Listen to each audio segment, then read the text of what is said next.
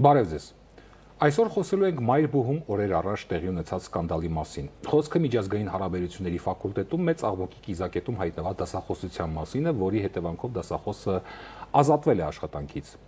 Զրուցելու ենք մեծ աղմուկ հանած դասախոսության հեղինակ, գիտությունների թեկնածու Սահակ Մանուկյանի հետ։ Շնորհակալություն հրավերը ընդունելու համար։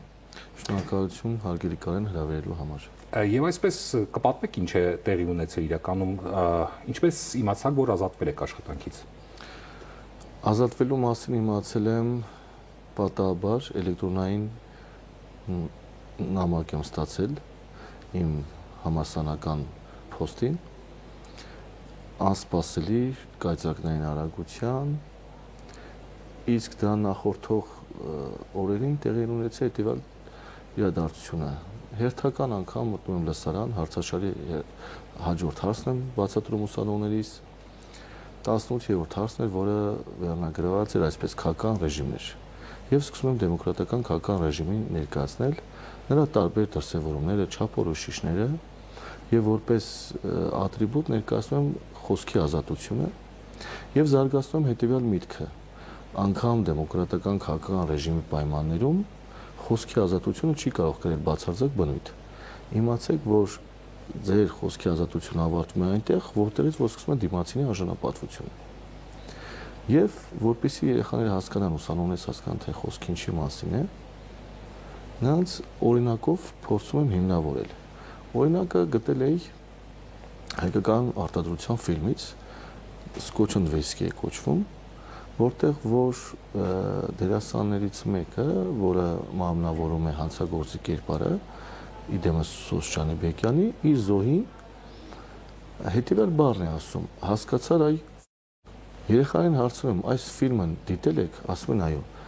այս դրվագը հիշում եք, իր զարմանալից բոլորն ասում են այո, ոչ միայն ես էի դիտել եւ ֆիքսել, այլև ուսանողներս։ Եվ ես էլեկտրոնային գրատախտակի վրա գրում եմ խոսքի ազատություն ու հետո ասում եմ, որ ըստ ձեզ այս բառը դիպավ արժանապատվությանը, ասում են այո,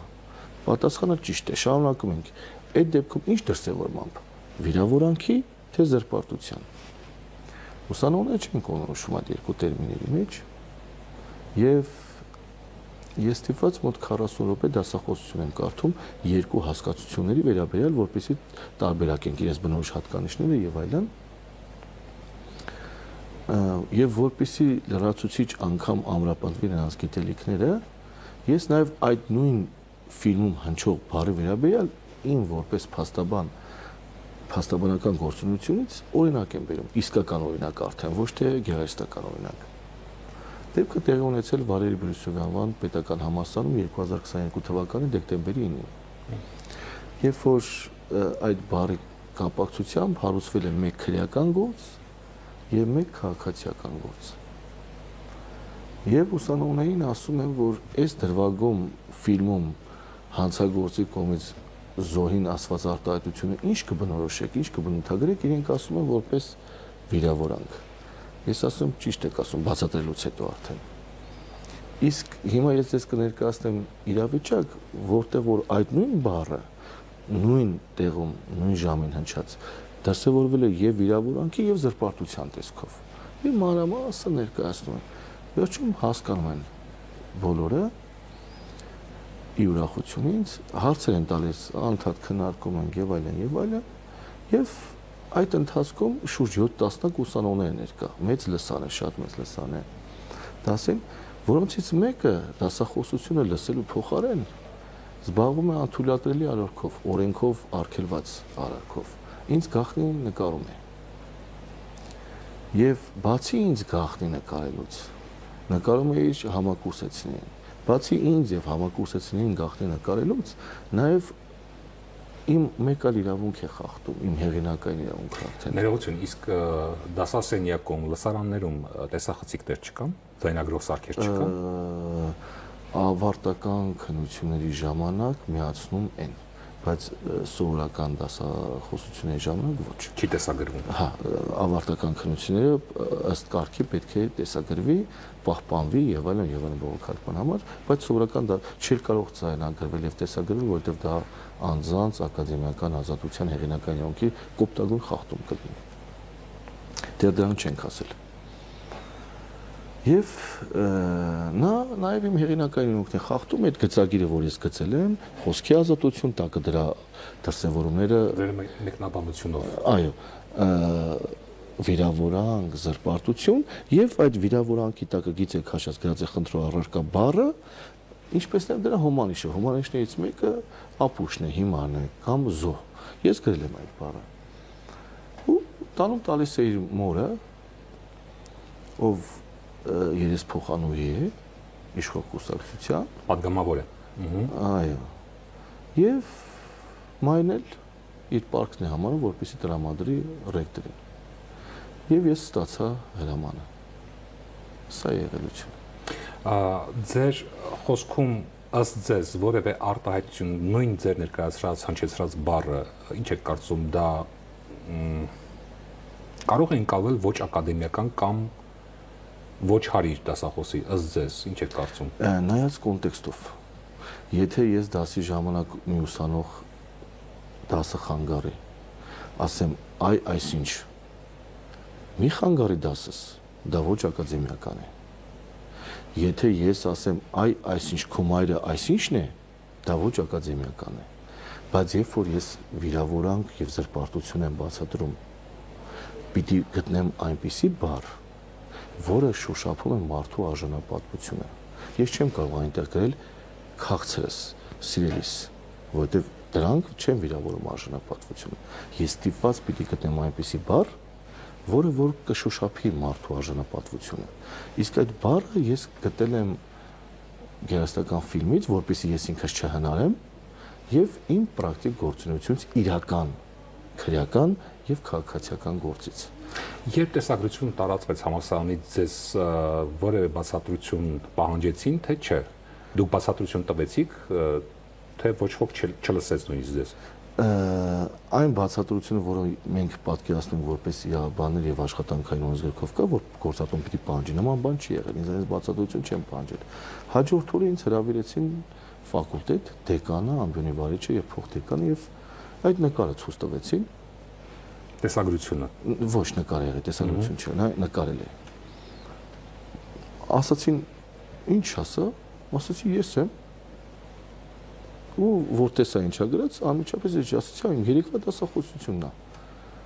Ինչ հետաքրքիր է, ես որտեղից։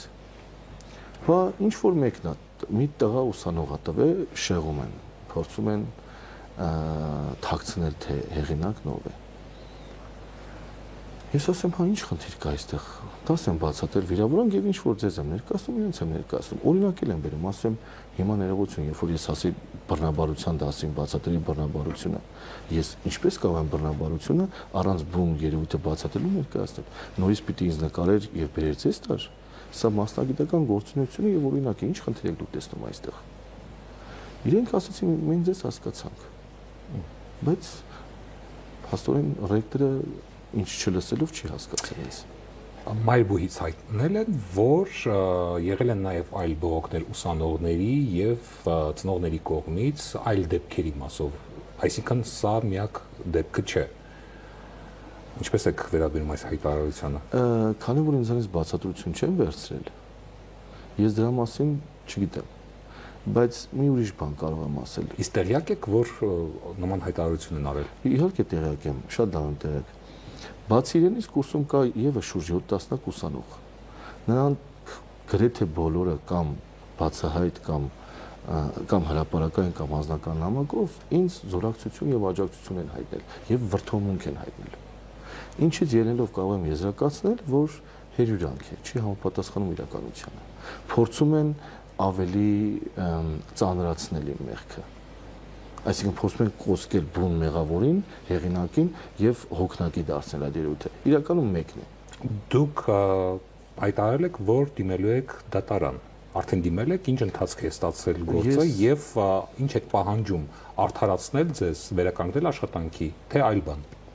2 ամիս ժամանակ ունեմ դատարան դիմելու համար օրենքով ստանված կարգով, պատրաստում եմ հայցը, ինքս փաստաբան եմ, քաղաքացիական եւ վարչական գործերով մասնագիտացված։ Ինքներդ եք պաշտպանվելու։ Կամ ինքներս կամ իմ բազմաթիվ գործընկեր փաստաբաններ իրենց օգնություն են եւ զորակցություն են ինձ առաջարկել անվճար գործընկերային հիմունքներով։ Ես բոլորիդ շնորհակալ եմ օգտագործելով առիթը նաեւ, բայց ներկայացուցիչի միջոցով կամ անձամբ այդ ֆորմատը դեռ կքննարկենք, բայց հայցը ներկայացնելու, որի առարկան լինելու է գործատուի ընդունած անհատական իրավական ակտը անվավեր ճանաչել եւ ինձ վերականգնել իմ նախկին աշխատանքում։ Ձեզ արդարացնելու կամ արժանապատվությունը վերականգնելու ինչ որտեղ արժանապատվության երևի նաև նսեմացման խնդիր կա։ Լավ բան հուշեցիք, հարգելի Կարեն, դրա շուրջ էլ կարող ենք մտածել։ Ընդամենը հարցնում եմ։ Սա հուշում էր ինձ համար, շնորհակալություն։ Այս քննարկումը լայն, ավելի ճիշտ այս դեպքը, մասնավոր դեպքը լայն քննարկման առարկա է դարձել հատկապես սոցցանցում։ Մարդիկ անվերջ քննարկում են եւ ակամայից ես մտածում եմ հարցը մասնավոր է, դեպքը մասնավոր է, բայց խորքայնություն ունի։ Ի վերջո կա այստեղ ազատության սահմանափակման խնդիր, խոսքի ազատության խնդիր, ակադեմիական ազատության սահմանափակման, թե մեկ այլ բան, որ միգուցե ես չեմ հասկանում։ Բավականին տեղին հարց եք տալիս, ես էլ եմ հետևում քննարկումներին եւ իմ դիտարկմամբ այդ արդարացի ընդվզումը, որ կա հասարակության բավականին լայն շերտերի կողմից, գիտակցումն է, որ տեղի ունեցել զավեշտ, որովհետև անձին ենթարկել են ամենախիստ տեսակի կարգապահական պատասխանատվության զուտ նրա համար, որ լսանում ուսանողների տված գիտելիքը ավելի պարզ եւ մաչելի յուրացնելու համար բերել է օրինակ, որը մտածածին չէ։ Դասական օրինակ է, օրինական ուժի մեջ մտած դատավճռից եւ վճռից բերած օրինակով, որը կասկածի տակ ոչ ոք չի կարող դնել, անգամ իմ գործատու ռեկտորը։ Անգամ եթե կասկածի տակ տնի, ինքը կարող է ենթարկվել քրեական պատասխանատվությամբ, քրեական օրենսգրքով արգելված է։ Հասկանում եմ երևի թե մարդիկ ի զարմանաս ի ուրախությունս ինձ, որ այստեղ տեղի ունեցել աշխատողի աշխատանքային իրավունքների կոպտագույն խախտում։ Մի ուրիշ մասը, ովքեր որ ակադեմիական միջավայրում են, ընդվզում են այն անարդարությունից, որ անձի արտահայտած կարծիքի համար լսանում, անձին ազատում են աշխատանքից։ Մինչդեռ Սահմանադրության 37-րդ հոդվածը սահմանում է, որ ակադեմիական ազատությունը սահմանադրական սահմանադրության պահպանվող իրավունք է եւ բոլորն հասկանում, որ եթե Մանուկյանի հետ այսպես վարվեցին, այս իրավիճակում կարող են վարվել Պողոսյանի հետ, Պետրոսյանի հետ, այո, եւ եթե սա չկանխվի եւ հասարակությունը համապատասխան արձագանք չկտա, անողը կգիտակցի, որ փաստորեն ես մարսեցի, կարող եմ շարունակել Պողոսյանի, Պետրոսյանի, Գևորգյանի եւ մնացածի նկատմամբ։ Երրորդ հատվածը ուսանողներն են, որոնց ընդվզումը եւս հասկանալի է։ Նրանք ասում են հետեւյալը.